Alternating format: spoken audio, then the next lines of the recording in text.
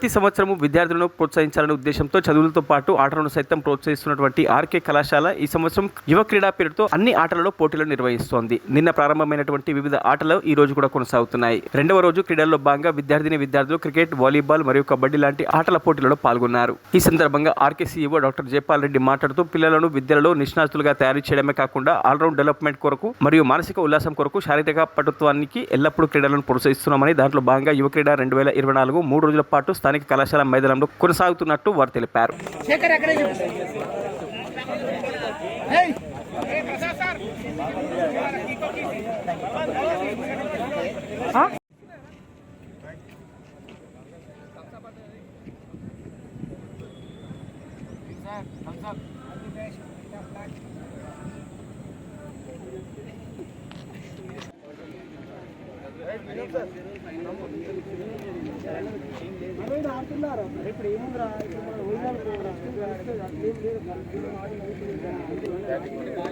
RK D grand PG college ఆధ్వర్యంలో యువ క్రీడలో భాగంగా క్రీడాంశాలను ఏర్పాటు చేయడం జరిగింది. గత 2 డేస్ నుంచి జరుగుతున్న ఈ క్రీడలలో ఈరోజు క్రికెట్ మ్యాచ్ని లాంఛనంగా ప్రారంభించడం జరిగింది.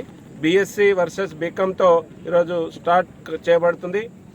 RK D grand PG college విద్యతో పాటు క్రీడల్లో కూడా రాణించాలనే మంచి ఆలోచనతో అన్ని రకాల క్రీడలను ఏర్పాటు చేసి విద్యార్థుల్లో క్రీడాభివృద్ధిని, మానసిక ఆనందాన్ని, ఉత్సాహాన్ని నింపే విధంగా క్రీడలు దోహదపడతాయనే ఆలోచనతో ఈరోజు ఆర్కే డి గ్రాండ్ పీజీ కాలేజీలో ఇలాంటి క్రీడలను కండక్ట్ చేయడం జరుగుతుంది.